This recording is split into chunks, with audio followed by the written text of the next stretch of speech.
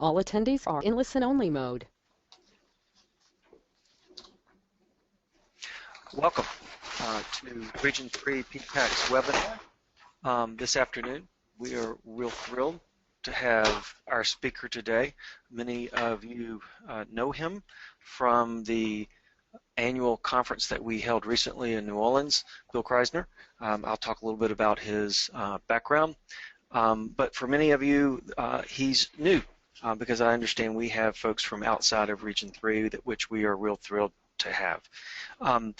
The way we're going to work with questions through this 2-hour session that'll end at 3:30 is to allow in your dashboard to the right of your screen you should see a chat box, and in that box you can write questions at any time. Bill will pause at appropriate times throughout the presentation and we'll address questions throughout. But we'll also have a period of Q&A or questions that will be addressed at the end of the presentation, close to the end of 3:30. We also have 3 handouts or documents that we've uploaded into your dashboard that you can access throughout the presentation.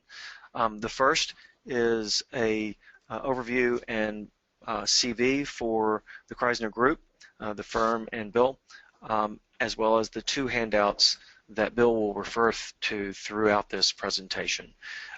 Following the presentation, all the participants will receive these handouts electronically along with a short survey, which we encourage you to complete.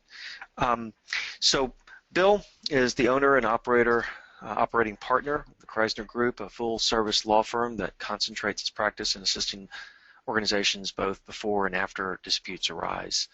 The firm's preventative services divisions aid clients in implementing policies and procedures that will help avoid costly lawsuits and other organizational problems before they occur.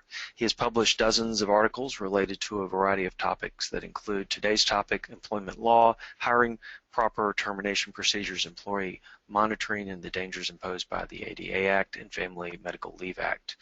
He has regularly spoken, including at both conferences over the last 2 years with Region 3 PTAC, and has spoken at national and state associations on a variety of law topics.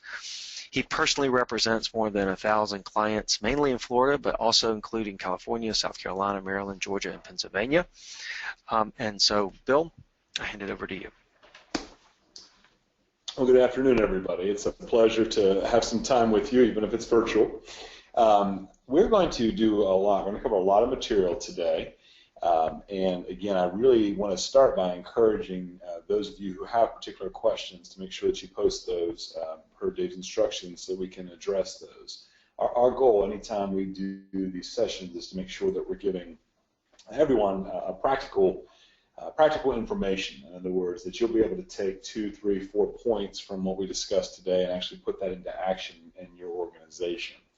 The other little caveat before we start is that I want to make sure that you understand that the advice that I'm going to provide, and I wouldn't even call it advice per se, the information that I'm going to share with everyone is not specific to any one state. And as you all understand, the way the law operates is that the federal government itself decides the first level of law, and then a state can't take away what the federal government has decided, but can certainly build upon that. And then a local city, a local county can add even additional laws beyond that. It's a basic tenet and legal understanding. So since we have an audience from all across the country, we're going to need to be sure that we stay at that very foundational level, talking about it from a federal perspective. So there are some of the states that are represented on the line where there will be additional obligations or responsibilities above and beyond what I share today, but none of the states would be immune from the laws that we'll discuss. And so what we're going to do, and it may not take the full 2 hours, but we're going to take our time, and we're going to first begin with looking at what we call the top 15 for 15. And this is a very basic format that we historically have used and people seem to enjoy. But it gives you a sense of what's trending right now, both in terms of lawsuits, but also in terms of new laws and new theories of law So we're going to go through that probably for the first majority of the session, I would say. But then we'll have a little bit of time towards the end, too, I hope, where I can tell you some of my favorites. We call it Horror Stories from the Employment Lawyer's Crypt. And we counted one day, we sat down and actually added up, or estimated, I should say, the number of questions that have been asked of me during my time. And we are a little over 200,000 questions or fact patterns that have now been presented. And so we went back and kind of thought about some of the favorites, and I would love to explore those with you, again, with the intent of not only being somewhat amusing, but also sharing some real practical tools and ideas with you. So with that introduction out of the way, I think I would like to jump right into the first point, and maybe the most important point for some of you, in that top 15 for 15. We say the money managers, the new salary threshold, and how exemptions are really determined. Everyone on the line understands that there has been a law for a long, long time called the Fair Labor Standards Act. And that law generally covers 3 areas. Number 1, minimum wage. Number 2, record keeping. And number 3, most importantly, overtime. And that law is something that all organizations, over $500,000 a year in revenue, and sometimes even less than that, depending on interstate travel, are bound by. And so we historically have had 2 different ways to approach the overtime piece when it comes to something called exemptions. The idea is that organizations seek to exempt as many people as they can from having to pay them overtime when they exceed 40 hours in a single work week. And to do that, again, you have to kind of divide it into 2. There's 2 pieces. One is what we call job duties. There are certain buckets, if you will, the executive bucket, the administrative bucket, and the professional bucket. And there are certain requirements inherent in each one of those buckets for a position to be considered exempt. I'm not going to spend the time today going over each of those 3, but I will give you an illustration or example of how that works. The executive exemption requires that somebody oversee at least 2 full-time equivalents, spend more than 50% of his or her time in that oversight, and then third, have the ability to either expressly hire and fire or influence hiring and firing decisions with great weight or great authority. So that's what we call the job duties piece. That's an analysis that you probably should have already done for your positions. That is not likely to change with this new rule that's about to become effective. But the second half of how an individual becomes considered exempt under overtime rules with the Fair Labor Standards Act is that the individual has to be paid a salary or a guarantee of a certain minimum. And that minimum for a long time has been $23,660 per year. And that number is so low that usually that wasn't even a consideration. If our firm came and visited an organization, we didn't even consider that because almost everybody that worked there, in a full-time capacity was earning that much or more if they were in an exempt role. What's happened is that the federal government this summer formally announced its intent to greatly raise that $23,660. I think most everyone on the line would probably concur that that's a pretty low number, probably an artificially oppressed number. But what's happened is the preliminary number that they're talking about bringing it up to will be $50,440. Monumental leap, more than doubling where it stands currently. And that has a lot of organizations, particularly nonprofit organizations, scrambling because there are a lot, most positions in this country who are currently exempt and working in a nonprofit environment do not earn that amount of money. The Department of Labor has responded to the nonprofit community by saying, well, we're not even sure that nonprofits have ever really been covered anyway. I won't bore you with the rationale reasoning.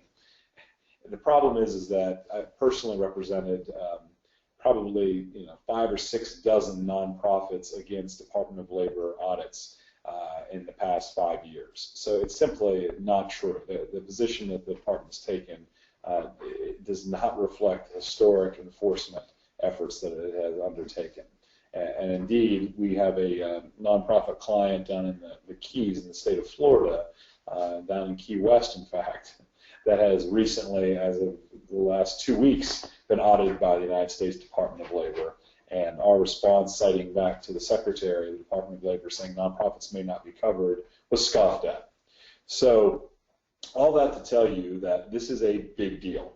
And the rule is not effective yet. We thought that it would be formally announced by now. It hasn't happened.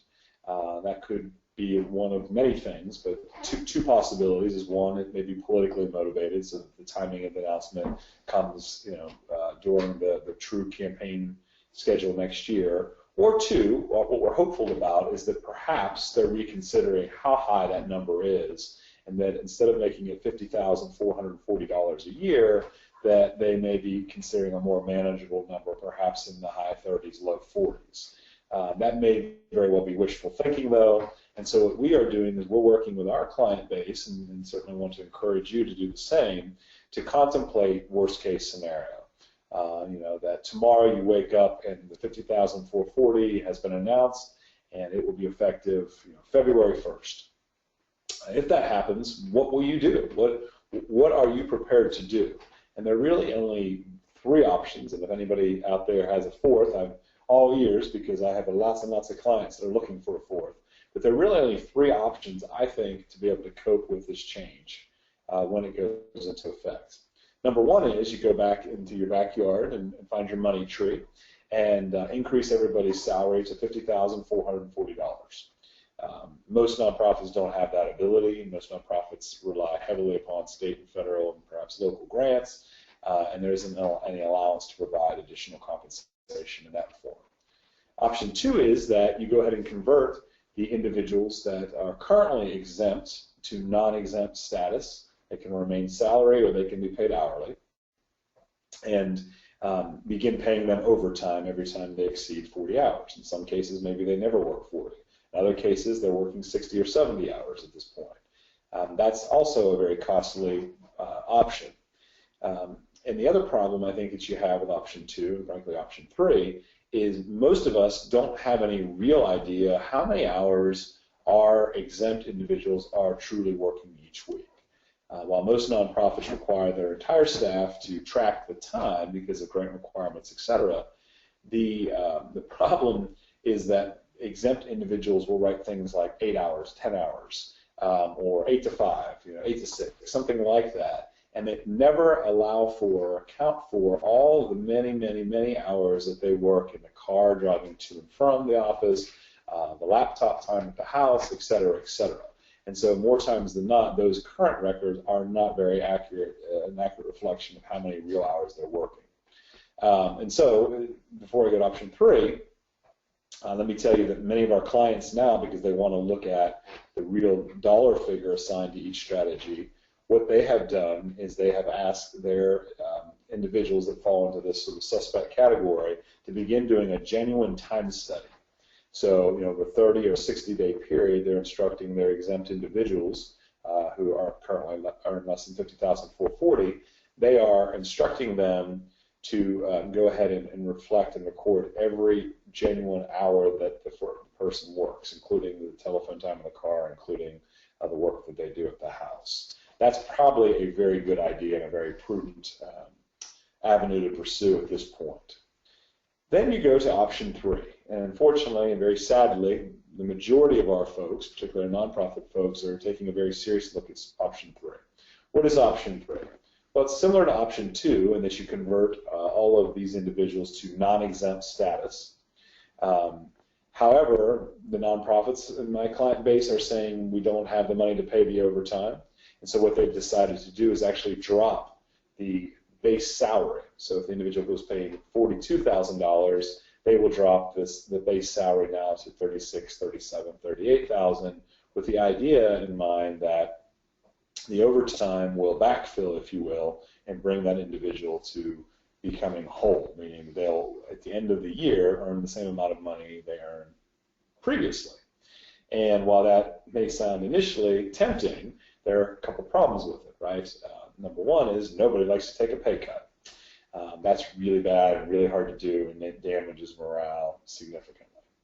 The second piece of that is also just the monetary reality to those individuals. Many people work paycheck to paycheck, including exempt individuals, and there is no sort of safety account, if you will.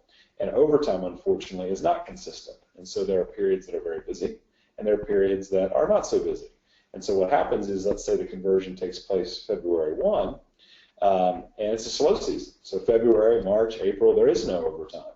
Now, Joe or Jane are frankly not earning the amount of money that they have become accustomed to, and they're not able to pay their bills. And your veteran employees included will start to look for other job opportunities. And so you can see there might be some natural departure with some of those key folks. So again, I'm looking for option 4, but have not found it yet. And so we as a community have to start really contemplating, what can we do? Can we limit some of our positions or some of our individuals to working 40 hours or less? If so, that's easy, no problem at all. They can remain salaried and just convert them to non-exempt. And the only difference is they have to keep exact time in terms of their time cards and timekeeping.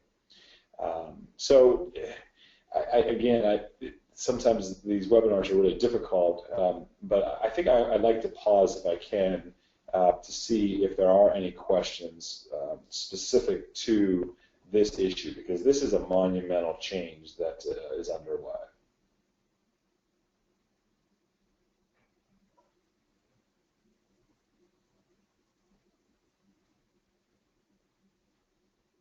I'll presume the silence means there are no questions relative to this topic, and again, it's never too late.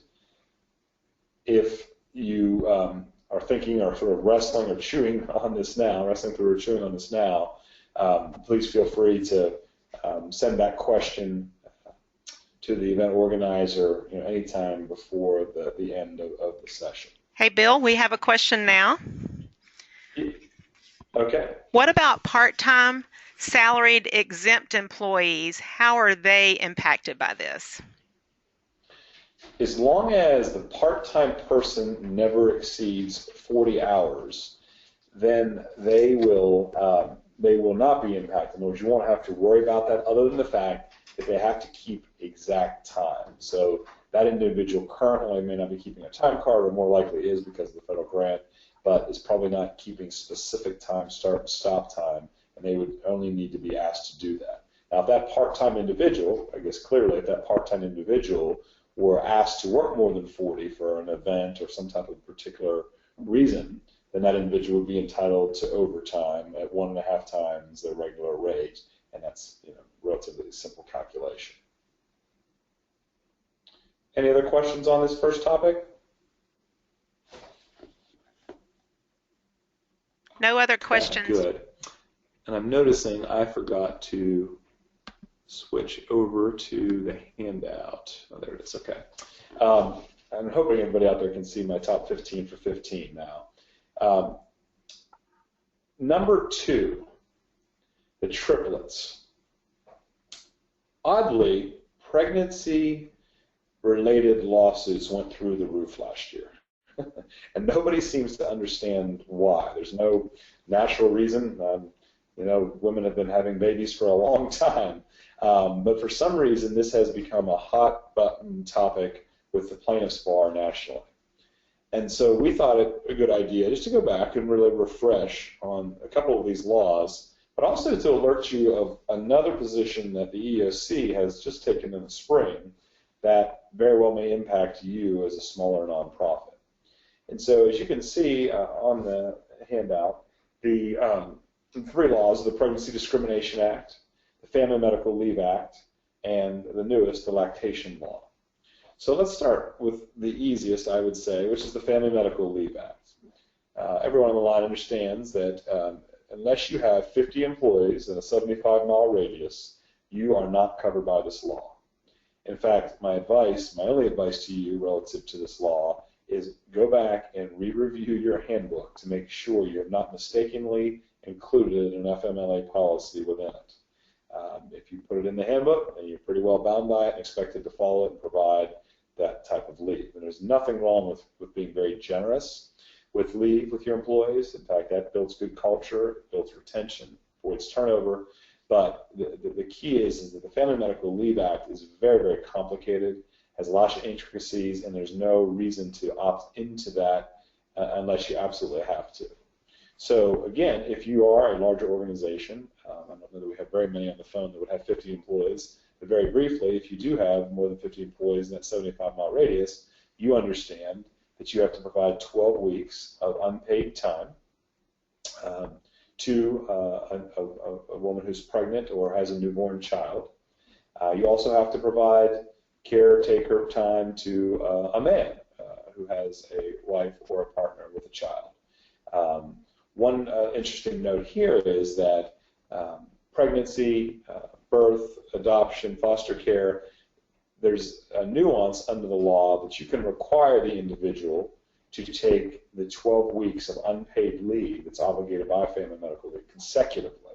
So if somebody says, oh, I'd like to take a week now, and then I'm going to wait a month from now and take 2 more weeks, what we call intermittent leave, you can actually deny that request for those purposes. Again, that law is one that probably does not impact many on the line. So let's switch over to the Pregnancy Discrimination Act, which used to be, candidly, a relatively simple act to follow. Because what the Pregnancy Discrimination Act says is that you simply have to treat a woman who is pregnant exactly the same way you treat everybody else. And so, typical problems we would have from time to time would be a woman who is in a more blue-collar position working around certain chemicals, and then the supervisor or the employer would say, well, you can't be in that area. And then that would result in some type of pregnancy discrimination claim. Or, a woman who is 4, 5, 6 months pregnant applies for a job, and she doesn't get the job because they don't want to hire her and be without a full-time equivalent early in that position's tenure. Those are the kind of common ones that you see. A little wrinkle to this one, though, which is in the spring, the Equal Employment Opportunity Commission published a suggestion that the Pregnancy Discrimination Act actually requires leave, and leave to be provided, unpaid leave to be provided to individuals working at employers that have less than 50. In other words, they are seeking to create almost a mini Family Medical Leave Act. How does it work? Well, the suggestion by the EOC is that if an employer has provided unpaid leave to an employee for their own disability, for example, or in many of our situations for an employee who has a child with a disability, but whatever period of unpaid leave that you have provided or allowed to those individuals must also be provided and allowed to a woman who is pregnant or who has a child. And to do otherwise would expressly discriminate against the Pregnancy Discrimination Act. So you can see it's a very clever way of avoiding legislation and instead interpreting a well-established law to require additional leave. And so I want to make sure that, again, everyone realizes that it is not the law yet. It has not been officially litigated or decided upon by any federal decision that I've read, at least to this point. But there is a strong movement towards this. And what you'll find is that the plaintiff's bar watches the EOC very closely. And anytime the EOC comes out with an opinion like this, what I would say is a pretty aggressive position, they will test those waters and they will accept lawsuits and file lawsuits accordingly and cite to the EOC at the basis.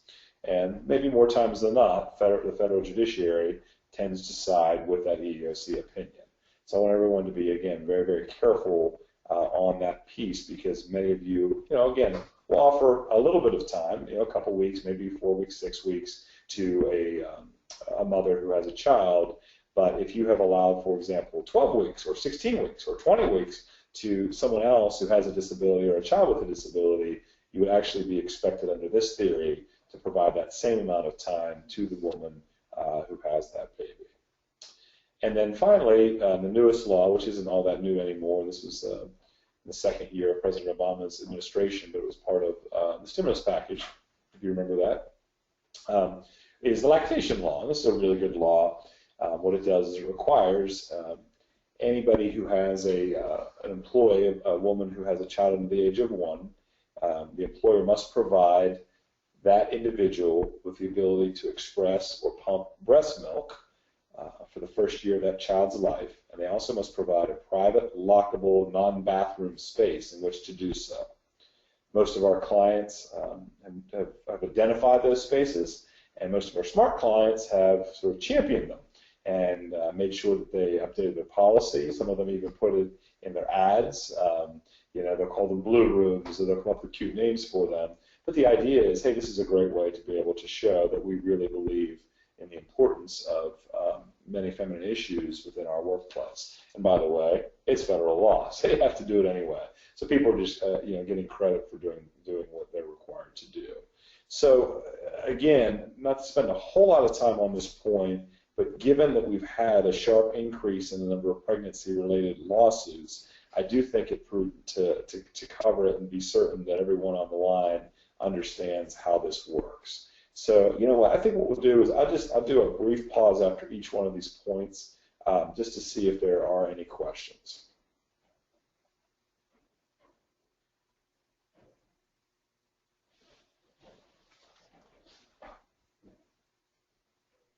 Hey, Bill, I actually had another question on the first point.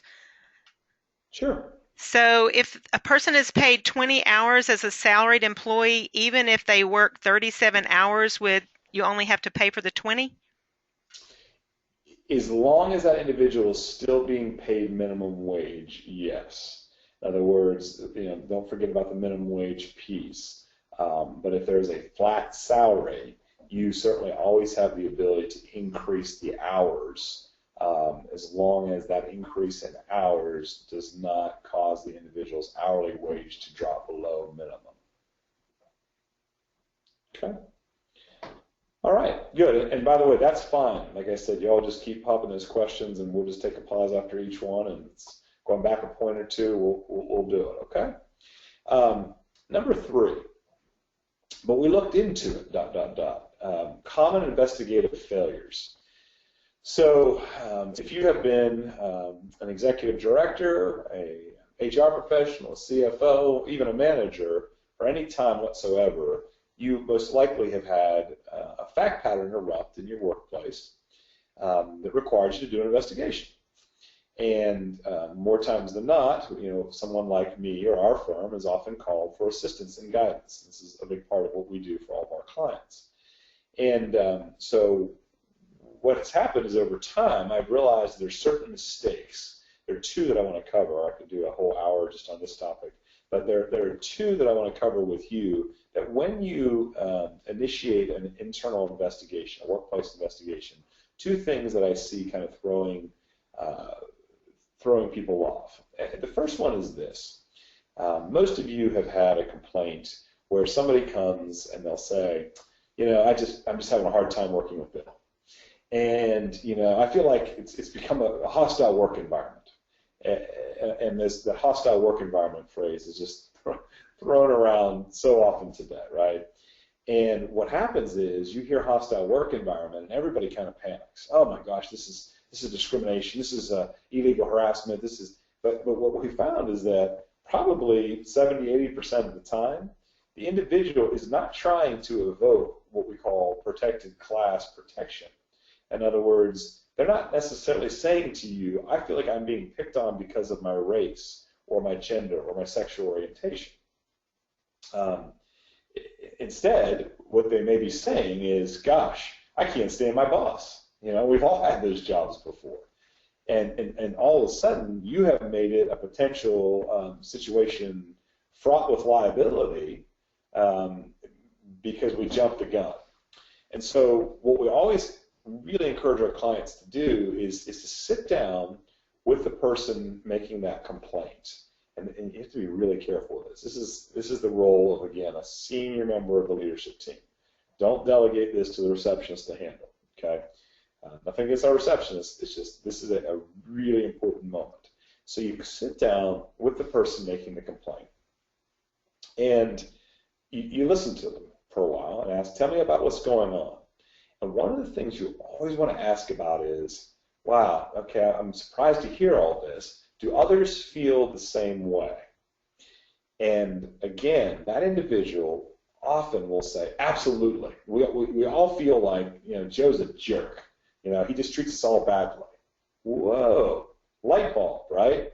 Because what they've just done is they've given you the ability to avoid having to look at this as an illegal harassment or illegal discrimination scenario, and instead allowed us to say, okay, we may have a managerial problem here, right? And the way that you go about, quote, investigating or looking into that matter is vastly different than when somebody says, no, you know, he only does this to African Americans, right? Well, now this is a legal issue. I've really got to step it through step by step and work my way that way. But what's important is that when you make that delineation, when you sit down and have that initial meeting, that very first investigative memorandum entry very clearly articulates what the problem is. And if it's not an allegation of discrimination or harassment, you expressly say so in the face of that investigative memo. You know, Joe indicated that he believes that all employees, or Jane, Fred, Ron, and Sally, are all being similarly impacted, period. And consequently, we realize that he is not suggesting this is a complaint of, in italics, illegal behavior, discrimination, or harassment. As such, we will, you know, bop, and whatever you need to do then to address the managerial or leadership problem. So always jump on it, always do something, but make sure you figure out which track you put in the train on early. Otherwise, you bring yourself unnecessary headaches. Second investigative problem or issue that we see is, you know, many of you, again, are doing a great job. We'll make this a termination hypothetical. Okay? So what happens is you've got an employee, you've given them 2 corrective plans because they have sloppy correspondence, they're making typos, the reports aren't accurate, they're late to work, you know, there's 2 corrective plans on it, there's an evaluation that's been done, you say enough's enough, we're going to let it go. And then you craft what we call the ISM, the Involuntary Separation Memorandum, and you say, okay, I've written this, we've done everything in our power, he's out. Well, then he files a suit. A year and a half later, we run into a problem of evidence. And that problem of evidence is that while the corrective plans and the involuntary separation memorandum are very helpful, we don't have the original documents that reflect the poor performance. See, we keep these really important things. We put those in personnel files and save those for 3 years from the date of termination. But things like schedules, you know, showing that Bill was supposed to show up at 5 o'clock on Friday and showed up at 5:15. His time card, copy of his time card to reflect that. Samples of his work product and how bad it was, and then the corresponding document that shows all the corrections that you had to make. Well, these kind of documents, these ancillary documents, tend to just disappear over time. And we don't keep everything forever. That's a problem for me as an attorney. I need to have that evidence. I need to have that information available. And so we really want to make sure we have either the originals or copies of that are attached to things like the ISM as exhibits. Really, really, really important. As everybody in the line knows, the more proactive we can be, the more documentation that we can create to explain to a would-be fact finder, an investigator, a judge, or a jury, the better. So those are some of the issues there. Again, there's probably, we could do 15 of those mistakes, but those are 2 big ones that I see, even my sort of what I call A-plus clients, you know, the ones that tend to do things the right way most of the time. I still see even those folks making these mistakes. So again, let's pause for 30 seconds here and see if anyone has any questions about the first 3 that we've covered. I don't see any other questions coming up. However, someone is asking, could you please repeat the answer to the one about if people are paid 20 hours as a salaried employee, even if they work 37 hours, would you only have to pay for the 20? Yes, and again, this is federal guidance. There are certain states that have nuances, so I'll caveat that again. But if you have a salaried, non-exempt person and you increase their hours, they have a flat salary of X amount of dollars, and you say, instead of working 15 hours this week, we're going to have you start working 25. If that individual, when you do the math, if you do that math, and the individual still earns minimum wage after working 25 hours, you have not violated the Fair Labor Standards Act.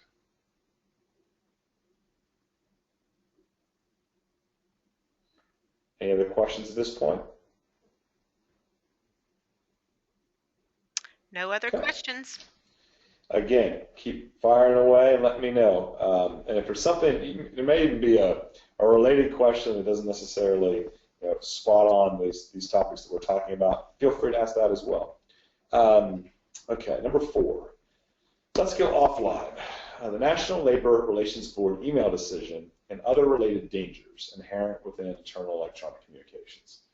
So this is probably an area that you haven't heard a lot about before, because probably very few of our workplaces represented on the call today are unionized. And it's almost like, well, we're not a steel factory, we're not a hospital, and the chances of that happening are relatively slim, and it is. It's very, very slim for most of you. But unfortunately, or fortunately, depending on how you look at it, I guess, there is another big federal law called the National Labor Relations Act that governs not only union efforts, but actually governs all private workplaces. And we never really saw a lot of enforcement to just general employers. Most times, what's called the National Labor Relations Board, most times that they would get engaged or be involved would be, to resolve disputes that were happening when a union campaign was occurring at a certain workplace. What happened is, under the new administration, it believes that the overall enforcement of the act is equally important. And so we have seen a lot of lawsuits in most of the jurisdictions that are on the phone where there is no real union effort, but the National Labor Relations Board will file a lawsuit because you have an illegal policy. The first round of these was really attacking social media policies that limited or prohibited employees from talking about working conditions or protected concerted activity on their Facebook pages, LinkedIn, and all the rest. And so we saw some, again, pretty damaging lawsuits against even small and mid-sized business. That was probably 3 years ago. Some of those are still being filed today, and they're still being fought out. The most recent one from just a little bit earlier this year is that the National Labor Relations Board said that you cannot have a policy that prohibits or limits an individual's, an employee's use of their employee email during non-working hours. And so my email address is bkrisner@thekrisnergroup.com. And so if I want, at nighttime, I'm allowed to use my email address to email others at the Krisner Group and tell them that my boss is a jerk, that I'm not paid enough money, that whatever it is that I want to say. And a policy cannot limit or prohibit that in any form or fashion, and the employer cannot take any action against the individual for doing that during non-work hours. Pretty big decision, impacted a lot of workplaces. For most of you, it's probably more of a policy adjustment than it is anything else, but please pull your electronic communications policies, which you probably have had for more than a decade now, and review that section about email use. That's again, maybe a nuanced recommendation, but it's one that is real world, and we're seeing some of those suits being filed. So again, pause before we go into number 5. That's a relatively short point there, number 4. Any new questions?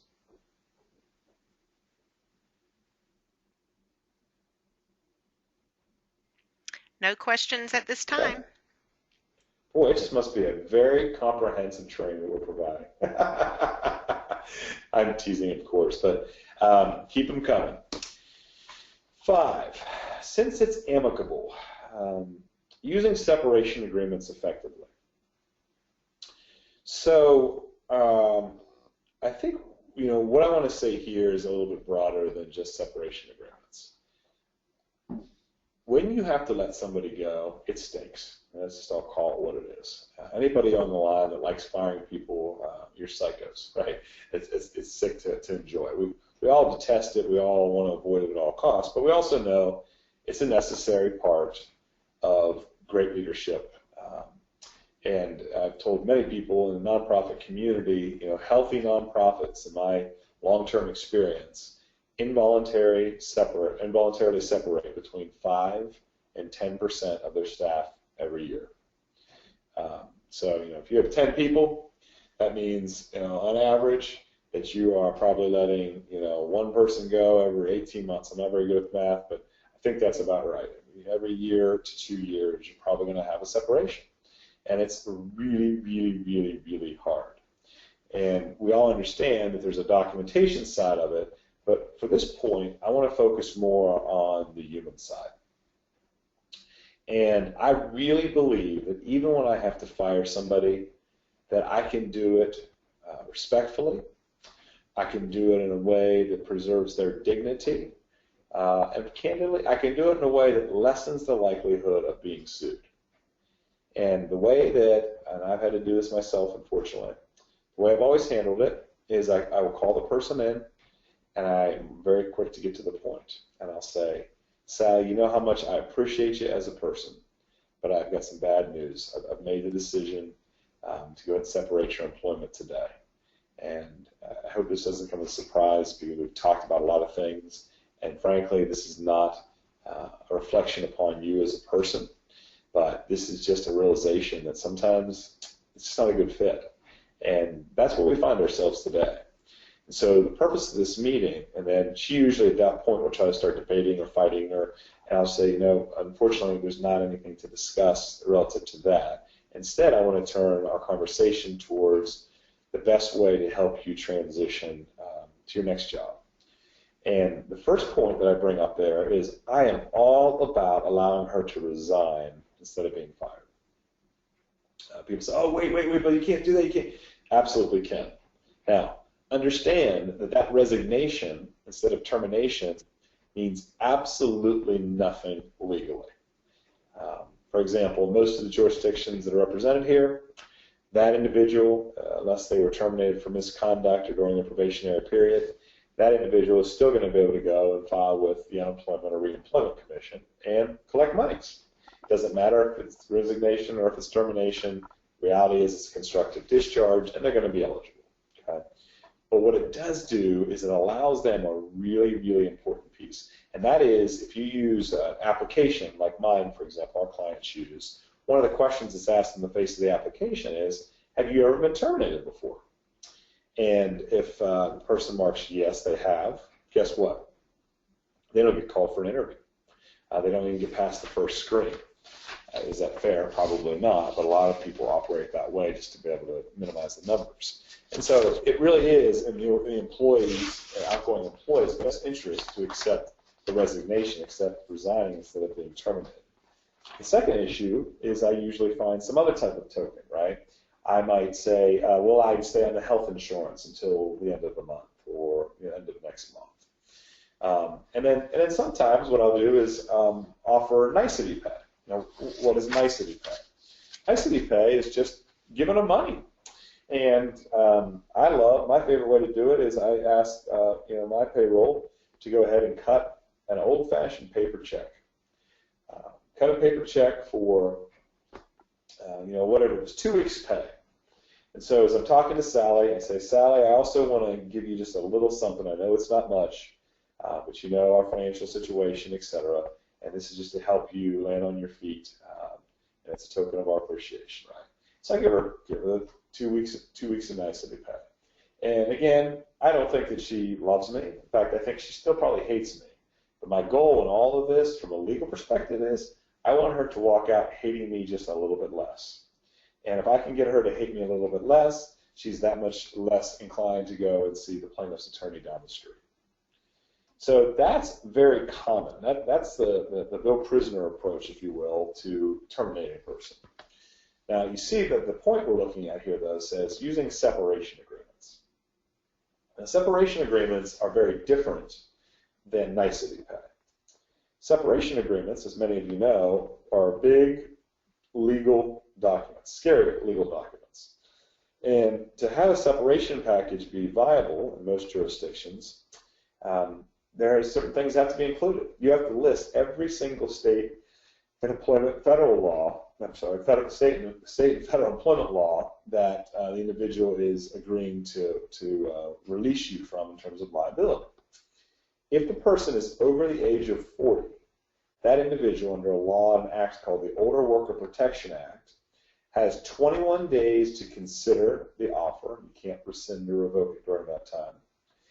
And then once they do sign it, they have 7 days to rescind from that point going forward. And so it also has to say, by the way, that you may consult with an attorney. So you can see where I'm going with this, right? A big legal document. And there you are saying, hey, I'll give you this 2 weeks pay if you sign your life away. Well, the individual more likely is going to go down to the local plaintiff's office and say, hey, look what I've got. And the plaintiff's office is going to say, 2 weeks, that's laughable. Sign ours and we'll get you, 2 years.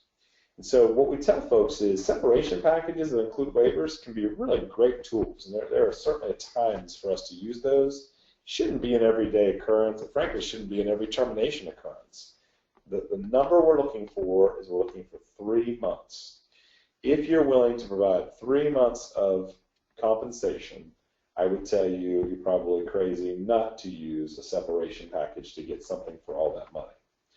If it's less than that, yeah, we could argue about 2 months. But if it's less than, say, 2 months, I would say do the nicety pay. And take your chances, if you will. So again, just a little bit about terminations and how we approach that. Let me once again pause. Any questions? Okay, we've got a few questions now, Bill. Hey, all right, they're warming them up. Okay, so did you say that an employee who resigns can get unemployment? Yes, they don't jeopardize their ability to collect unemployment when that individual resigns, because again, they really are resigning instead of being terminated.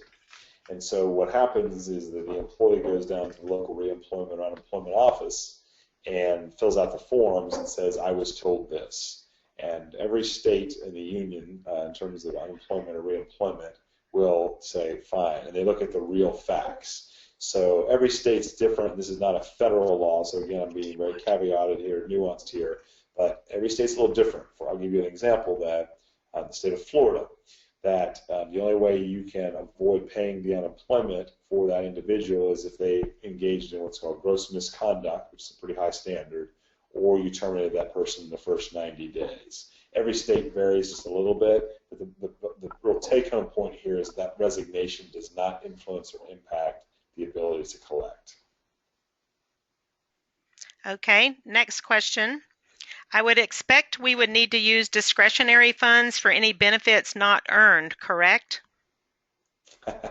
And that one, unfortunately, I am not in a position to be able to answer because, again, everybody has, I presume, probably referencing the federal grant, et cetera.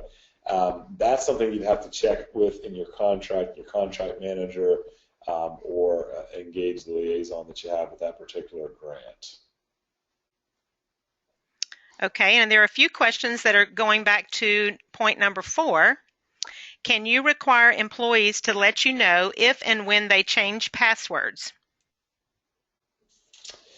And I'm presuming this is relative to their social media sites. And the answer is technically yes, although I would tell you that is a bad practice. You don't want to frequent your employees' Facebook pages for the most part. I'll just give you one reason, which is, let's say, and I'm going to give you another example of this later, let's just say you go on, for whatever reason you're checking, and you find out that the individual has a certain health condition. Well, and now a month later, after you've gone on to their Facebook page because you had access via the password, you decide that you have to do a reorganization, i.e. a layoff, and that individual is one of the people that's impacted. That individual now can say, hey, you had this personal information about me because you snoop around on my Facebook page. That can be really problematic. But yes, technically you are able to do that. There's some privacy arguments that have been made. None of them have been successful so far. Okay, can that emailing off work hours be subject to pay?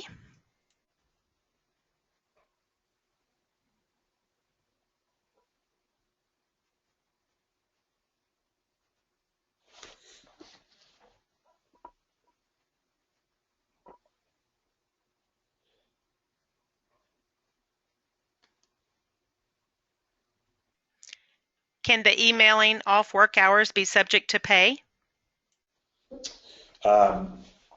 Yes, can the, one more time, so can the emailing during non-work hours be subject to pay relative to that? Probably not if those individuals are engaging in sort of, we call personal speak, if you will. It's not, gee, it's not personal because they're griping about the boss, they're griping about working conditions, but that time is not compensable. They would have to be engaged in something that's productive or beneficial to the organization itself, and clearly those things would not be beneficial to the organization or work towards their profitability. Okay, and the previous question about requiring employees to let you know if and when they change passwords, she said was not around Facebook, it was just around work email. Yes, I'm sorry. Yes, absolutely. Yes, the individual asked that question. Yes, in other words, and that's important too. Again, we'll go down some little bunny paths here, but the make sure you always have complete control of anything electronic. In other words, that at any point you literally can make one call or press one button and shut somebody completely out of your systems. And I know that sounds really strong-handed, but there are crazy circumstances that happen. And so you always want, if I say, right now I call my IT person, I say, I want to see what Jane is emailing about right now. I should be able to have, as the executive director, IT should come in, pop a couple of buttons, and I should be able to see those emails. That's the kind of control and review that you need, because again, you're dealing with really important materials. None of you want to be snooping on folks, and that's not your goal in life. Your goal is to make sure you're protecting the assets of the organization. And so I've seen some really good IT setups, and I've seen some others where, I guess as the person asking the question points out, well, gee, all somebody's got to do is change their email, and I can't get into I can't even see their email.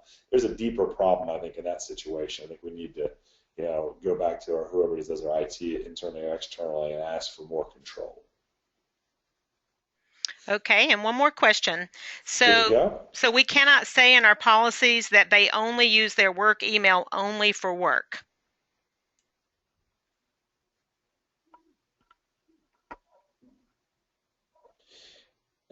You cut off there, but I think the question was, we can't say in a policy that they can only use their work email at work.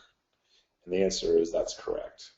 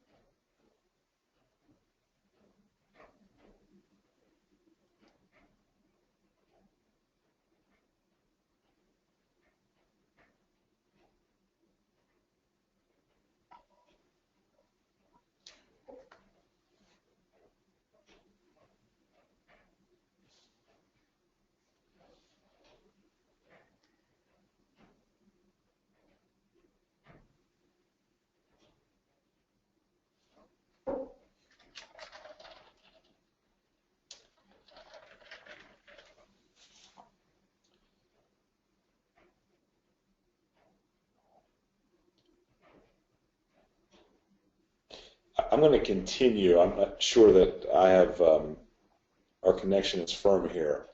And Dave, if you're out there, if you can let me know if you are or not hearing this, but I'm going to continue on. I can hear you now, Bill, but there was a little pause there where we could not. Okay, good. Well, I didn't cover anything, so that's good. I think we can hear you now. Okay, good. Please let me know if somehow I cut out again. Okay, so keep the questions coming, and we go on. So number 6, this should be a review for many of you who've been through my sessions before, but again, I know we've got a lot of new folks.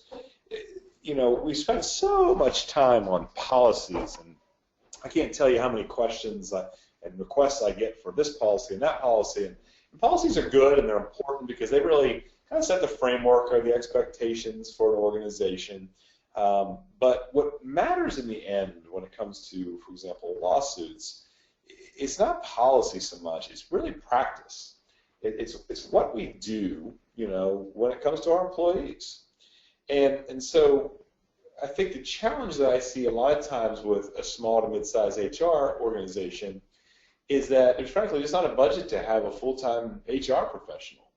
And so it becomes hard to kind of keep up with all these things. But here's the biggest problem with not having an HR professional. And you have to kind of think through and figure out an alternative solution. But it's this. You have a problem with one of your employees. You become very frustrated with that employee. It's human nature. You know, when they are not doing what you've asked them to do 1,000 times, and then for the 1,001st time, they're still not doing it. So what happens is we act sometimes out of and through the emotion of it all, the frustration. And we decide to do a corrective plan. We decide to fire somebody, for example. And then we end up facing a lawsuit. And the lawsuit can be really bad, as we all know. Well, why did we end up there? Well, the lawsuit alleges that you treated somebody else differently under similar circumstances than you did this individual. It's called disparity, and it's the cornerstone of the garden variety discrimination lawsuit. And so the reason that HR exists from a risk management perspective is genuinely this point. They are to serve as a mirror.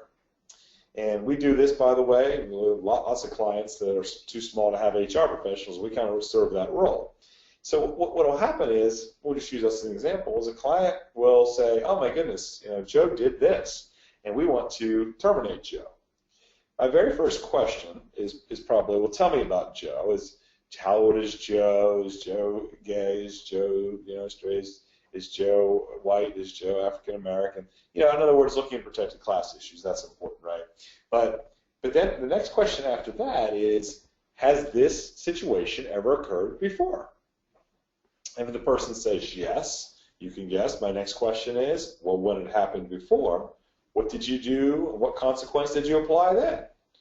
And if what they suggest is less or more than, you know, what's happened in the past, I'm going to say you have a real problem, because there is a possibility that somebody's going to point the finger and say it's race, gender, age, sexual orientation, etc. If the answer is no, we've never had this happen before, and some of you that have 2, 3, 5, 7 employees, a lot of times it is a first example. My question back then is, well, if this were to happen, I said, who's your best employee? Oh, it's Duran. Well, if Duran does this same thing 3 months from now, what are you going to do? Are you willing to fire Duran? And you hear a long pause. Well, no, but that's different. And I say, well, how's that different? Well, Duran's my rock star, and Sally is lucky that she's even still here. I say, that sounds good, but the problem is, if Sally turns around and files a gender-based disparity claim, you have no defense. And so you have to make sure that whatever it is matches up with what you've done in the past, but also is what you would do if it were to happen with any of your employees in the future. And that idea of you know, mirror, mirror on the wall, and the idea of having somebody to kind of bounce that off of, I think is crucially important. You know, that's a big part of my job, that and you know, assessing the quality of documentation that's been created as well. So that's what we mean there, and again, that's an important function. It may be, some of you may have to, we try to avoid this when we can, but it may have to be a board member, it may have to be your board president, because you're so small you have nobody else to turn to. Not a huge fan of that because of, you know, board governance principles and making sure we don't have micromanagement and all those things, but somehow, some way, you've got to be able to check yourself. So here's a pause for any questions.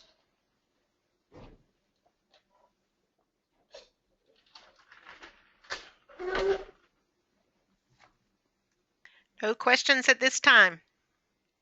Okay, good. All right, number 7.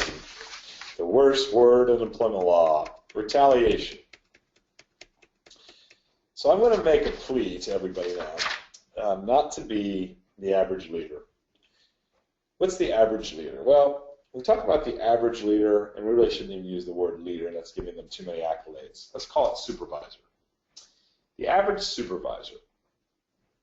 When the average supervisor has an employee who's struggling performance-wise, what does the average supervisor do when it first happens? The answer is they talk to them, right? Verbal coaching, counseling. It's certainly what I do. It's probably what everybody on the phone does. That same employee continues to have problems. Same problems, other problems, etc. What does the average supervisor do next? You guessed it. They talk more. Talk, talk, talk, talk, talk, talk. Employee continues a downward, down the slope, right? Downward projection. Then what does the average supervisor do? Yep, you're right. Finally, they talk more. and so what happens is that employee who has been the recipient of a lot of talking starts to feel less than secure about the job that they hold. And at some point, they start to panic, especially, let's just make it the extreme, it's a single mom that has 4 kids and she's the only way there can be food on the table. And she thinks, oh my gosh, I'm going to lose my job. And so what does she do? Well, unfortunately, sometimes desperate times call for desperate measures. And she says, oh, my knee, call workers' comp. Or perhaps even more sinister, she says, that money, that grant, that federal grant we have, I'm not sure we're using the money the way we're supposed to use it. They throw up a complaint, okay? And then almost certainly what happens is within a month or 2, I get the call, the lawyer gets the call. Hey, Bill, we've got this employee, and gosh, we just tried everything, and we gotta let her go today. I say, okay. And then I learn about the workers' comp issue, the OSHA issue, the sexual harassment issue, whatever it is. And I say to the person, well, okay, that's challenging, but it sounds like you've done everything you're supposed to do. Can you send me the last evaluation that shows these problems? Can you show me the corrective plans that you issued before this? And once again, what do I hear on the other end of the phone line? Sounds just like that. Silence. And why? Because there is no paperwork. There is no documentation. And so I say to the client, I say, if you let them go, you are going to be sued. If you let them go in the next 12 months, you're going to be sued. And not only sued, but sued successfully. And why do we find ourselves in that position? Quite simply, because the average supervisor was average. And they failed to reduce the problems to writing. And this is the biggest uphill challenge that I have whenever I start working with a new nonprofit client. Because when you're a small culture and you have to work next to people all the time, how do you ever muster the strength or courage to write somebody up? And my answer is, you don't write them up. Not a big believer in writing anybody up, right? Instead, what I'm going to do is I'm going to work with that individual so that we make written commitments to one another towards success. You say, Bill, that's just playing with words. It's really not. There is a way to, just like we're talking about terminations, there is a way to amicably approach and work with somebody and still get credit. And what I mean by it is still put it down in writing. Doesn't necessarily, many of you have seen my corrective action form, which I still like, because it kind of gives you the bones, if you will, the skeleton, and you flesh it out. But even if nothing else, if I can just convince you to use memorandums that require both the supervisor and the employee to sign off on them, saying, we talked, and here's what we agreed that we're going to do to make this better. That's worth its weight in gold. It is so valuable. Please, please, please, please, please use some type of written instrument to capture performance problems with your employees. That is a huge victory for any small to mid-sized nonprofit. Questions?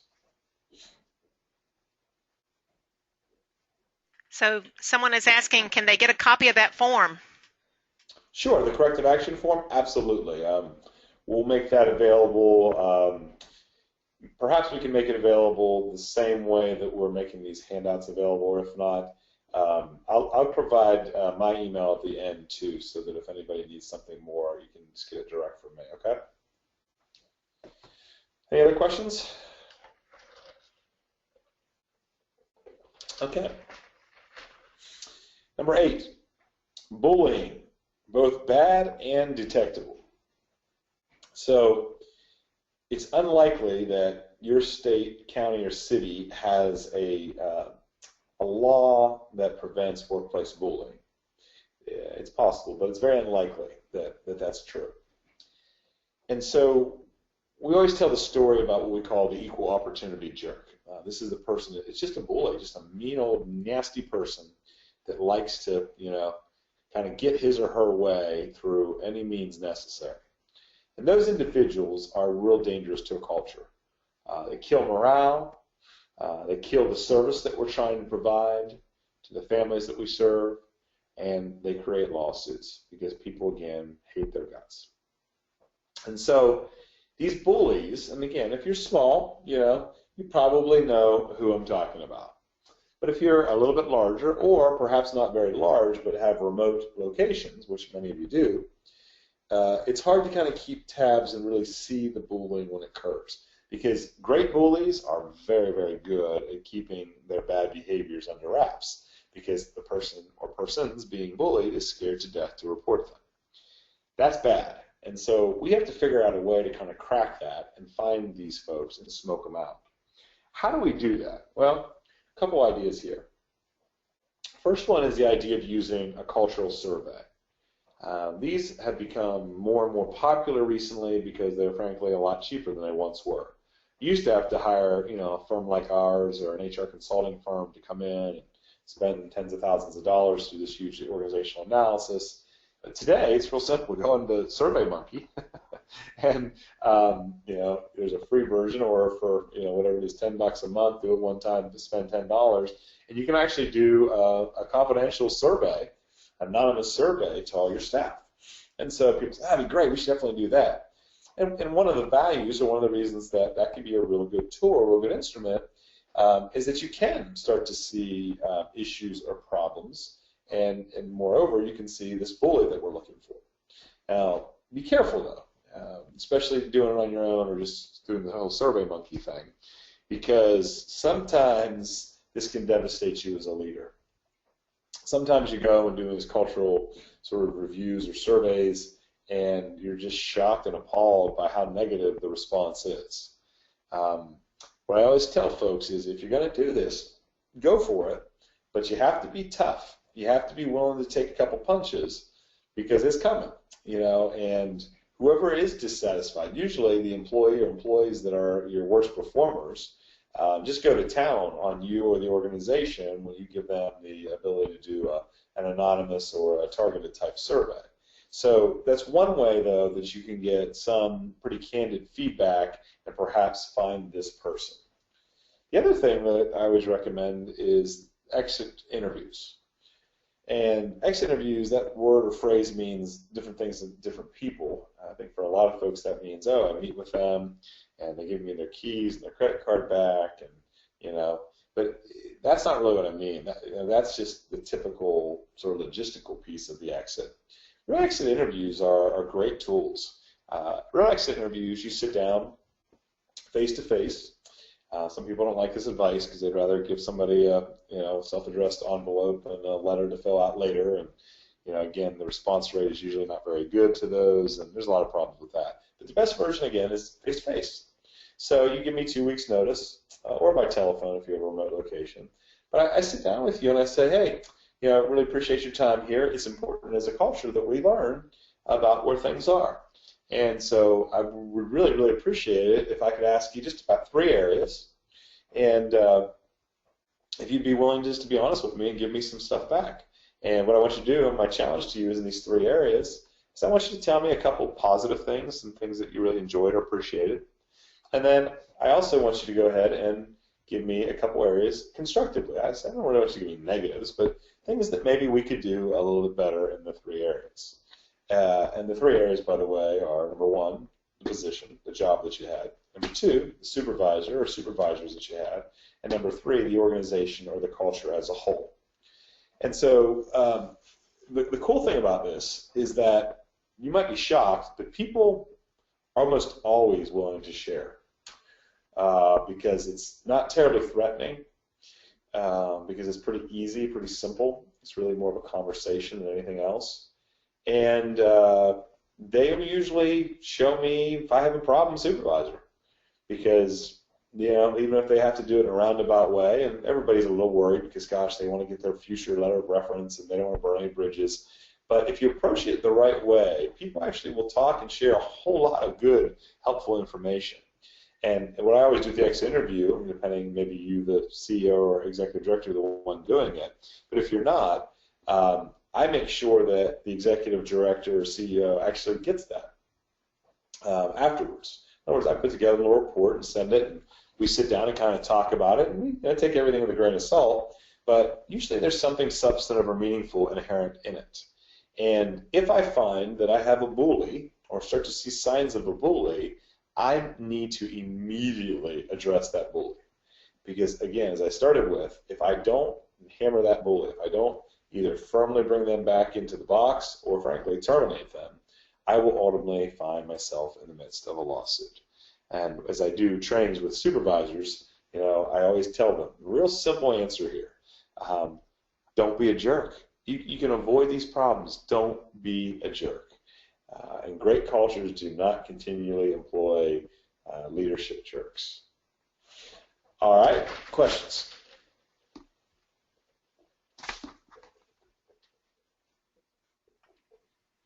Only one question at this time. What about when the employee doesn't agree, but that they need to approve in certain areas? Yeah, that's a really good point.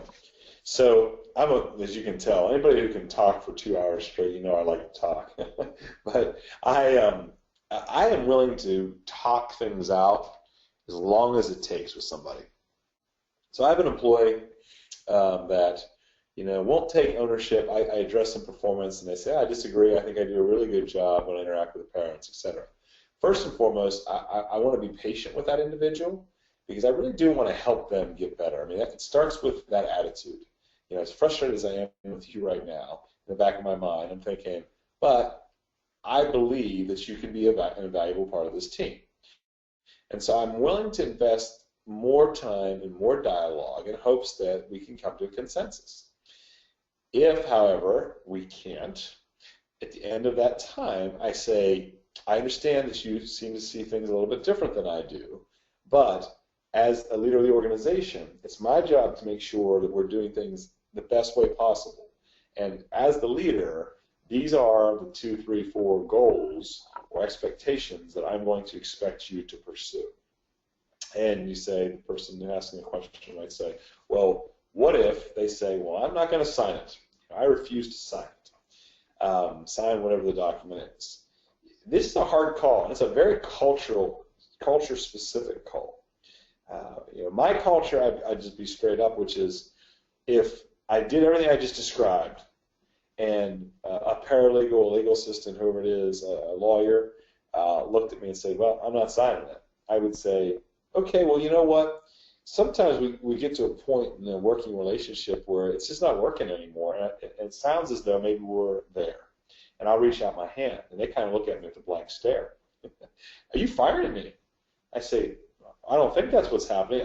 It sounds like you don't want to work with me anymore, or work under what we need to be done, which I fully respect. And you can see, all of a sudden their attitude changes a little bit. Well, I mean, I don't want to get to this point. And I say, well, again, if you're willing to do this, I really appreciate you and think you've got the gifts to be able to do it. I just need you to sign off so that we can, work together and make that happen. Well, okay, fine. And most times I can get the person to sign it. Now, they don't love me, I know that, but I feel like I have to do that. You say, well, why, Bill? That sounds archaic. I've learned over time that if I don't command, and frankly sometimes demand, a certain level of respect, that it starts to become almost like a cancer. And it spreads from one employee to the other employee to the other employee. And that void of leadership on my part tends to create problems across the entire organization for me. Now, again, you might be thinking, yeah, that's not how it is here. It might not be. It might not be. But I would tell you, be really careful about agreeing to allow the person not to sign that type of plan. Anything else?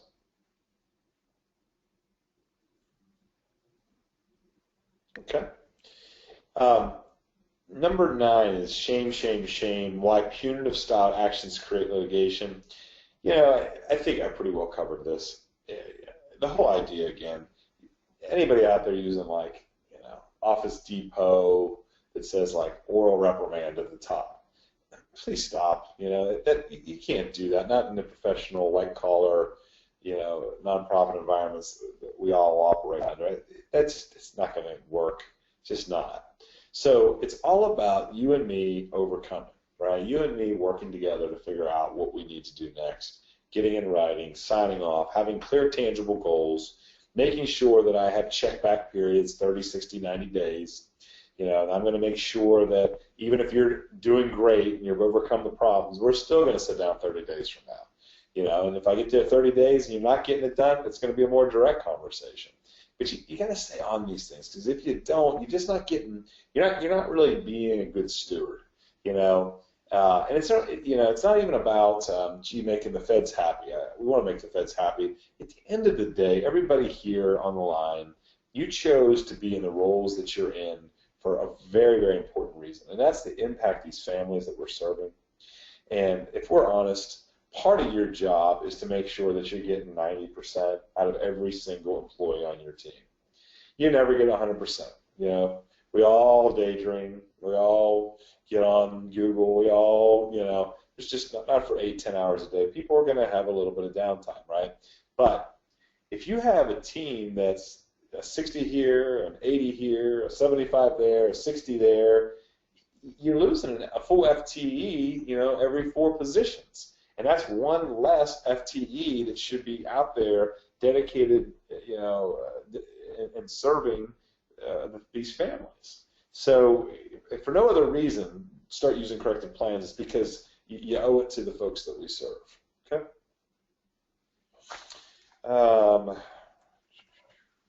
Next, the nicknames. I'd be surprised if there's a whole lot of nicknames out there, but we've had just a rash of these problems.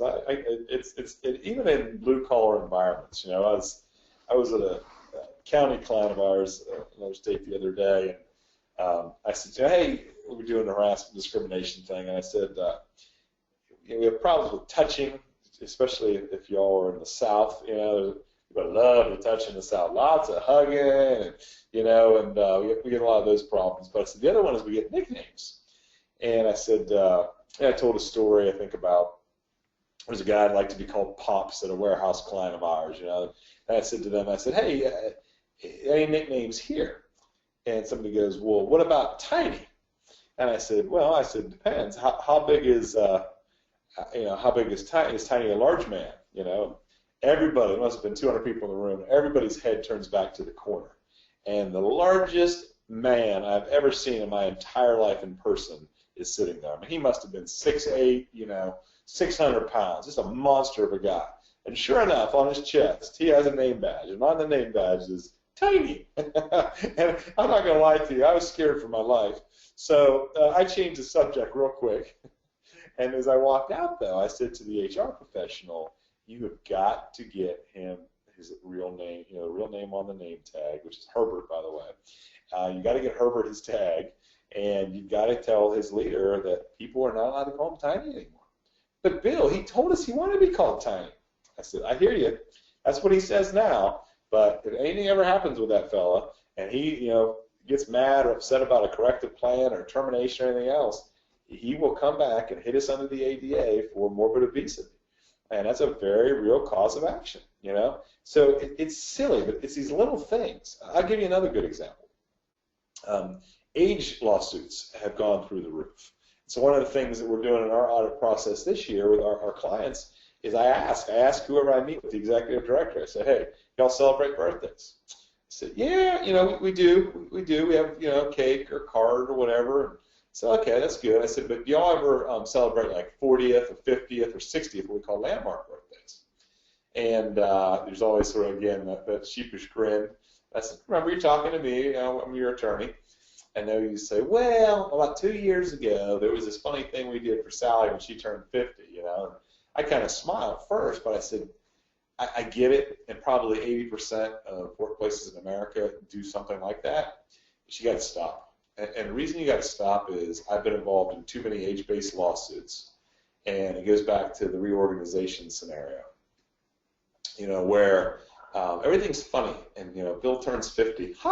Bill, you're old. And, the tombstones and the RIP and the black balloons and all that stuff, right? And Bill laughs right along. You guys got me, these jokesters, all that goes on. Well, then fast forward 2 years, you're in a reorganization mode. Gee, we lost that grant, or gee, we want to use the money to fund a different type of role, and so we're going to displace Bill. What does Bill still have? Bill still has deflated black balloons, right? Bill still has the pictures of him by his, the tombstone that you put on his door, his office door. And that's what we call direct evidence of age discrimination, right? And that means that it gives Bill an automatic pass the whole way to a jury trial, which, by the way, in most jurisdictions will cost about $100,000 to your lawyer to get you to a jury trial. These little office antics, these little silly things like nicknames and birthday parties, they will bite you. So I hate to be the no fun police, but in part that's what I get paid to do.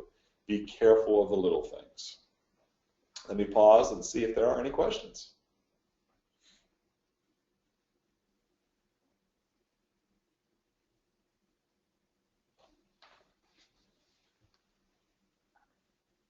No questions at this time, Bill.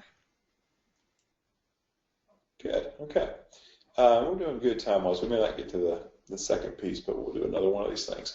Okay, so the next one is an interesting merger where things come together. I think we've done this session in the past, or if not, we'll do it for you all at some point. But there's a place where several laws touch. We call it the Bermuda Square: FMLA, ADA, workers' comp, and disparity laws. This is another one that's similar to that. This is where the ADA, OSHA, and HIPAA all come in, and this is contagious illness. So we've all been there. I think there's even a TV commercial. Can't remember what it's for right now, but the person that comes in and they're sniffling and you have a little tiny office and you're thinking, oh my gosh, I'm going to get this. I'm going to bring it home. I'm going to give it to my son. He's going to miss his football. Whatever it is. And the question is always, well, can I send, Sally home when she comes into the work and she's sniffling and coughing and all that? Can I require her to go home for the day? And the answer is yes. And can I make her use her sick time? And the answer may surprise you, but yes, you can require an employee to go back home when they are clearly contagious, okay, or potentially contagious. That's pretty straightforward and pretty easy. Then, though, you get some other problems, okay, and I'll give you a real-life fact pattern. So we had a client of ours, a CPA client of ours, and they had a situation where a woman was sharing with another woman that she had shingles, okay? And the woman she was sharing with was very surprised by this, in fact, alarmed by this, because shingles can be highly contagious.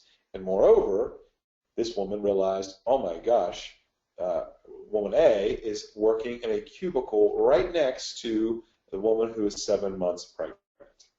And there are cases of shingles impacting baby fetuses, etc. So she goes to HR, of course, and HR calls me, which is what always happens. And the question is, what can we do? Because you have a lot of issues here, right? In particular, you have a collision with something called HIPAA, which you're all familiar with, right? Employees' personal health information and their right to medical privacy. It also exists under the ADA at some level. But then we have OSHA, and OSHA has a general provision, a general duty clause, that says employers must provide safe working environments for all employees. And so we have a real problem on our hands because we think that there is potential harm that's being done to one employee, but yet we can't really approach, or we don't think we can approach this whole issue because it wasn't disclosed to us. What was the answer?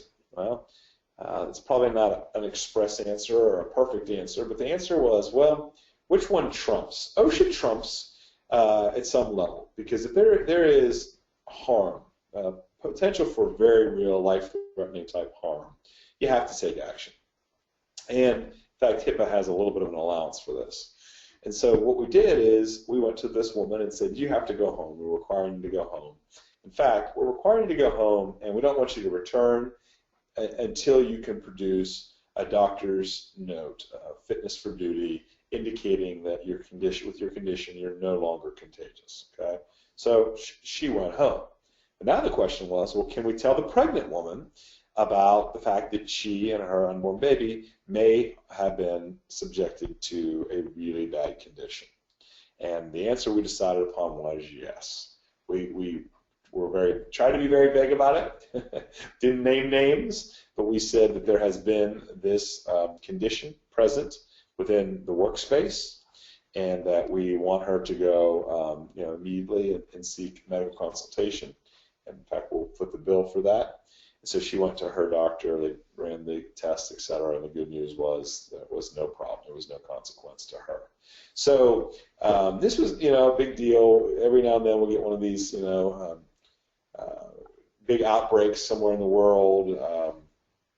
Concern level goes through the roof, and everybody wants to know, oh my gosh, how do we handle this? How do we manage it? And this is the answer. You have to be very careful, very tactful.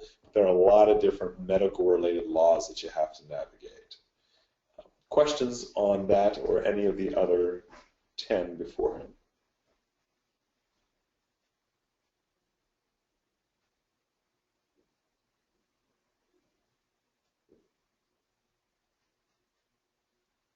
No questions right now. Oh, okay. 12. So there is a lawsuit. It's what's called a common law type suit, meaning that it's not a statute per se, although some states it is, but most states it's an action that's kind of developed through cases over many, many, many years. And this particular suit is called negligent hiring. And it's the idea that you have an obligation as an employer to take due diligence, to look into potential candidates, finalists for employment before they join your family, right? Because once they come on board, they become your acting agent. And what they do really becomes a reflection of who you are. And the extreme of that is they come in and rape somebody, they molest a child, they do something really, really bad. If you have done your due diligence, if you have looked into the person and been unable to identify any previous behaviors that would have caused you to predict or know or potentially know that they were going to repeat that behavior once hired, if you've done your due diligence, then you have a defense, right? In some states, there's an express statute that gives you a defense against that type of lawsuit. So what are some of the things that we do as employers? Well, that won't surprise any of you. We do things like employment references. Super duper important that you call any and all places of employment where the finalists worked over the course of the last 7 years. That's a really good standard. Well, we call 2, we call 3. Well, If 2 or 3 doesn't cover every employer in the last 7 years, that can be problematic. Well, why? Again, because if I did something bad at an employer 5 years ago, I wouldn't give you that employer as a reference, would I? So references, that's one. These next two, though, you'll see number 12 and number 13, I think are also either forgotten or are used, and we don't realize the potential danger inherent in them. The first one, social media issues and recruiting and hiring. So 94% of Fortune 500 companies, 94% of Fortune 500 companies' HR teams openly admit to using social media, for example, LinkedIn, Facebook, etc., even Google, just Google, Googling candidates before they hire them. So it's prevalent. Unfortunately, this format doesn't allow me to get a lot of interaction with you all and the questions you're able to pose. But if I asked you, we were on a big room together, and I said, raise your hand, I bet 70% of the people in the room would raise their hands. Yes, we've done that before. Is it illegal? No, it is not illegal to do it. But, and this is a big but, you have to be incredibly careful about it. We had a long-standing client of ours, 15-year client of the firm, does things right most of the time, and they interviewed 5 people, and they picked a guy. And they said, hey, I'm just calling him John. John, you got the job, but we've got to do some background stuff. So they go to John's Facebook page, and they say to John, hey, John, actually, they didn't say to John. They just go to John's Facebook page.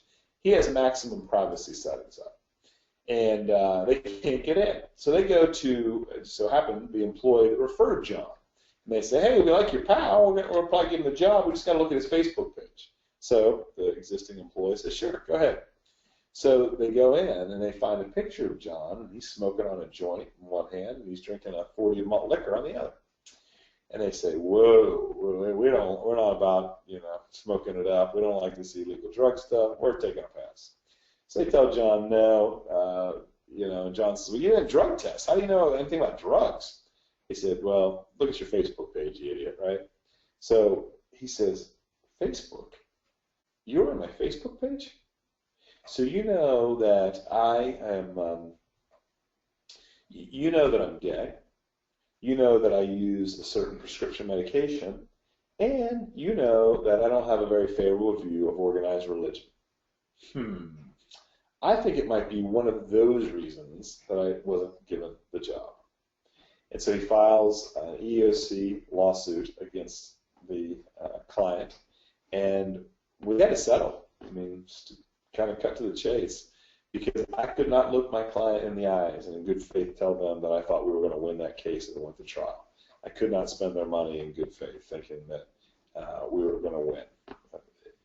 The danger in doing this stuff is that if it comes out later that you were on somebody's Facebook page, there's almost always something that's relative to a protected class there, and it gives them footing for one of these suits. And so what I would tell you is snoop away. I think you should snoop. I'm a snooper. Snoop away, but do it at the right stage of the process. When you snoop, you should do it before you set the interviews. And if you find something you don't like, then doggone it, you don't call them in for the interview. Why? Human psychology. They probably sent out 100 applications, 100 resumes, and if they don't get the job, they're not destroyed over it. But if they interview and they like your place and they feel like you like them and they don't get the job, they're really upset. Got to be careful. Got to be careful. And the reason I say I think you should snoop, because many on the line I haven't even met, but I don't have any reason to believe anybody's a sexist or a racist or a homophobe or anything else. There's legitimate stuff out there that you got to watch out for. In fact, I'm going to give you one more example, which is we had a client and they were about to get serious about pursuing a certain candidate for a job, and he was well known in the local Rotary Club and apparently very well liked in their community. And so one of the folks involved in the search just happened to go out and look on the internet to see what they could find about the guy. And they came across a YouTube video, and I can't make this stuff up, but a YouTube video and the guy is talking about invasion, the invasion of the Black Panthers into the town, and what they're going to do to manage and stop this invasion, right? Crazy talk, crazy talk. And so obviously they avoided that decision or avoided pursuing that particular candidate. So, you know, there's nutty stuff that's out there. I absolutely urge you to look and see what you can find, but do it early in the process. Okay?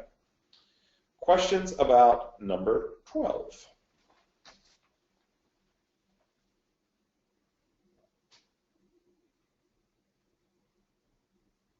This question is really not about number 12. It's going back to the email issue. She's saying she just wants to make sure that she understood that we can't state that employees are only to use work email for work only. I'm sorry, repeat that one more time. Sorry, it broke out there on me. Okay, she's saying she wants to make sure that she understood that we can't state Yes. that our employees are only to use work email for work only. Correct. That's right, and then ORB. Okay. Number 13, the missing link. The importance of education and background screening. Okay, so again, some of you have heard me do this, to tell you about this before at the New Orleans conference, but this is another big one. So this all kind of blew up. I shouldn't say that. It came to national attention whenever Dateline did a big expose on what we call diploma mills. It's about $100 million a year industry where for about $100 you can get a degree from Yale, and the diploma looks just like the one you get at Yale, right? For $500, get you a transcript from Yale. Tell me what year you graduated, what your majors were, coursework. It would look absolutely legitimate. And people are passing off made-up educational credentials without a blink of an eye. In fact, the majority of employers in the country don't even require any proof. They just accept that if somebody writes it down on their resume, that it's true. Those that do usually accept a copy. And as I said, for $100, $500, people are able to get away with that. There are a lot of people out there that have faked it. And so because of all of this, we're starting to see, again, a little bit of an evolution with the court's expectation. And the new expectation being that we are going to do genuine academic verification. And that can be conducted in one of two ways. Option one is you have the finalists actually require the finalists to go, and the issuing university itself has to send the diploma, transcripts, etc. from their address. Okay? Or number two, you can use a third-party vendor. There's one called the National Student Clearinghouse, tends to be a very cost-effective option. And you can pay, I think it's like $35 if I'm not mistaken, to have them verify whatever the education might be.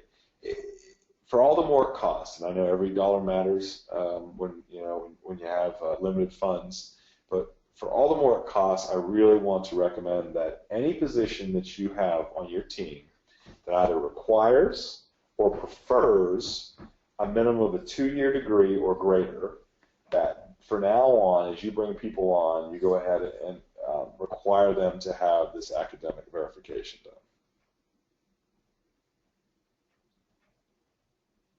Okay?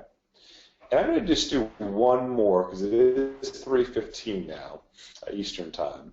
The wellness programs, number 14, it's become a little bit of a moot point now. The EOC did issue a guidance and opinion letter, so if any of you are exploring a wellness program or have particular questions about that, you can just reach out to me, email me. But fortunately, the EOC was not as tough on wellness programs as we feared that they might be. So we're probably okay with most of the things that you're doing out there relative to wellness. But 15, it's not just hiring and firing. Let's discuss disparity claims. So I always start with the life cycle, and making sure you have great interview documentation at the beginning to explain why one person got the job over the other, clearly in the backside of the life cycle, when somebody gets fired, you got to be able to justify and explain with legitimate business reason why the decision was not because of race, gender, age, et cetera, right? All that good stuff. So everybody online, hopefully y'all are doing that great. Good interview notes, good interview assessment tools, great involuntary set memos on the backside. But stuff happens in between those things. And that's where, again, I think sometimes our better clients forget to look and forget to consider. What does this involve? Well, my favorite example of this is leave. We have all different kinds of leave, but just talk about your typical sick vacation, PTO, and moreover, talk about your unpaid leave. When do you say yes and when do you say no? Well, with PTO, the answer is probably almost always yes. But what happens when somebody uses all their PTO and they say, hey, I didn't realize this, but gee, my sister-in-law is getting married and I really got to go to Montana. Can I take 4 days and go up? And you say, yeah, sure, go ahead. Well, then 2 weeks later, Joe, Lazy Joe, shows up and says, oh, yeah, I used all my PTO, and gosh, my buddies are going hunting out in Montana too, or Montana maybe not. We'll say Louisiana. We're going out in Louisiana. I'd really like to go. Can I go? And y'all say, no, you're not going to be able to go hunting. That's not a good enough reason. Or, gee, you're lucky to have a job. You need to stay here and just keep your head down. You see where something as silly or simple, I should say, as saying yes or saying no to unpaid leave can create the possibility of a disparity type of lawsuit or discrimination type of lawsuit. So even in those decisions, if there is sometimes yes, sometimes no, I've got to find a way to record that. I've got to find a way to codify that. And that could just be a simple leave form. Many of you have good leave forms, many of you don't. But something that shows or reflects, again, the legal phrase is legitimate business basis. That reflects the legitimate business basis for each decision that we make. Whew! So that is the top 15 for 15. It's almost about 3:20 Eastern. I think what we'll do, rather than trying to get into the horror stories from the employment lawyer's crypt, although that is a really fun bunch of facts, we'll save that for next time. I think we'll just kind of, if we can, open it up to questions that folks have relative to these 15, or maybe just another HR or employment law question. And we can just kind of do speed round, and we'll do it until either we run out of questions or the clock strikes 3:30 Eastern, and go from there. So let's see what you guys have for me. Okay, someone's asking if you can share a sample leave form. Yes. Okay. What I'll do is when the questions are over, I'll leave my your email. I'll get an email out, and again, you're also certainly able to reach directly out to Dave too. So either of us, you can reach out, and we'll get you what you need. Okay, and this question is back to overtime. In working with direct personal care staff, there are some new rules still in the courts. Question: when having staff that works for multiple agencies with common clients or non-common clients, does the 40-hour overtime go into effect since they work 20 hours with each employer? Depending on the intimacy of the relationship, if there's any, for example, common ownership, if there's common operational control, there's a series or a litany of factors that are used to decide what's called joint employer. And so that one, I think, is so specific that I have to have a little more information. But generally, the answer would be yes if there's any commonality between the two. If they're two wholly and separate organizations, the answer would be no.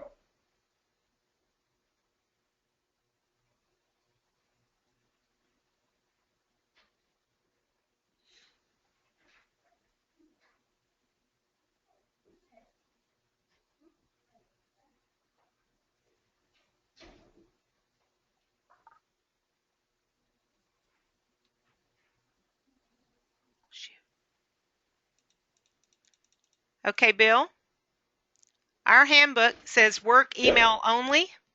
for work. Why can we not say that? We provide the work email account. Because the NLRB. I don't mean to make light of that. I know the person asking the questions is shocked right now.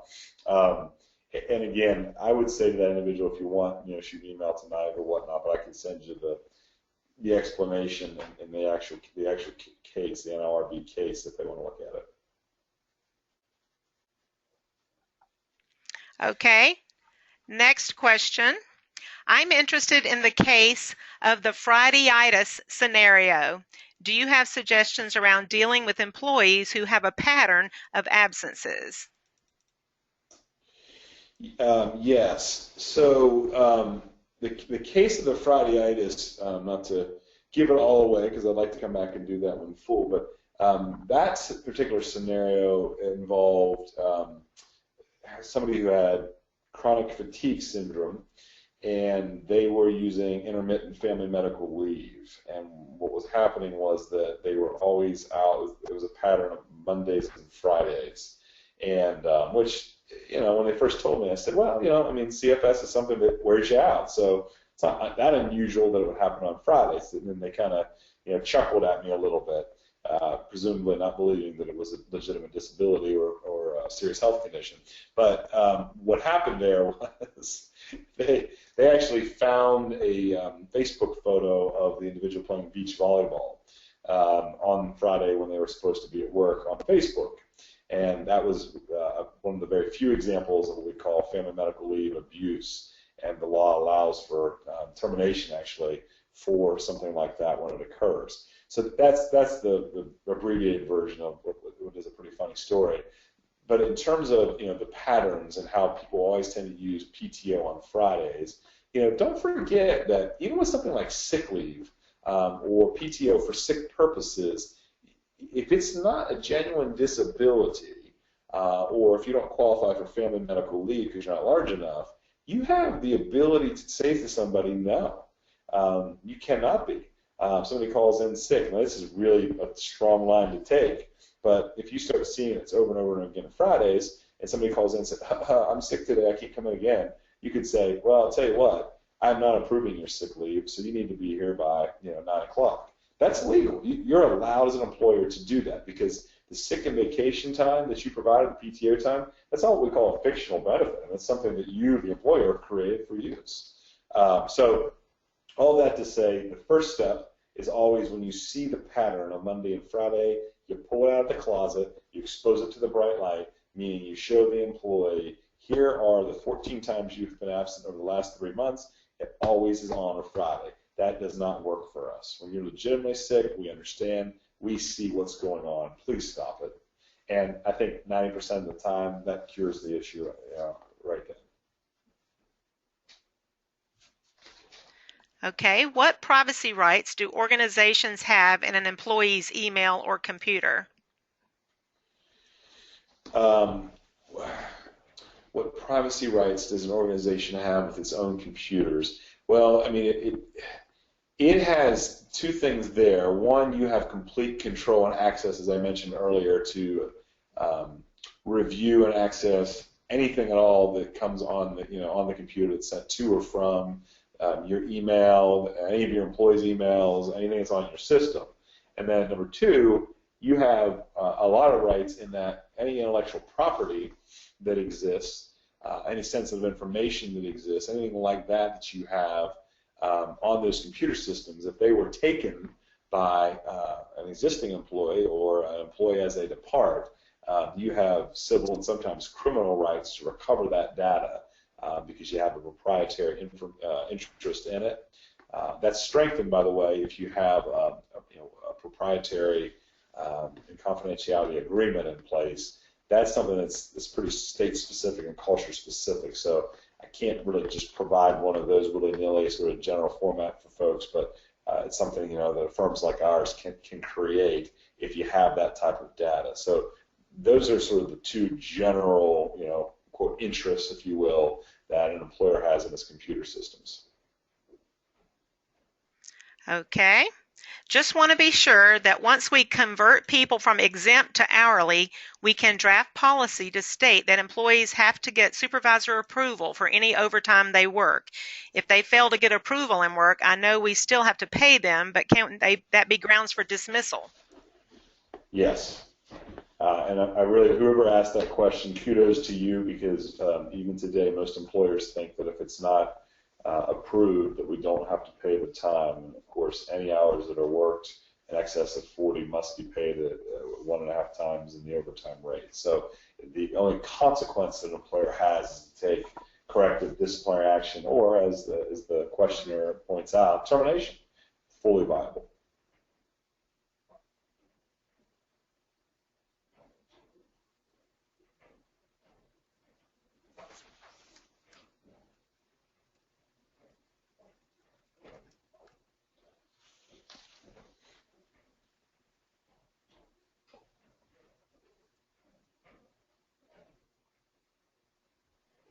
I don't have any other questions at this time, Bill, but someone has commented that this was very, very good, and that we should keep doing these.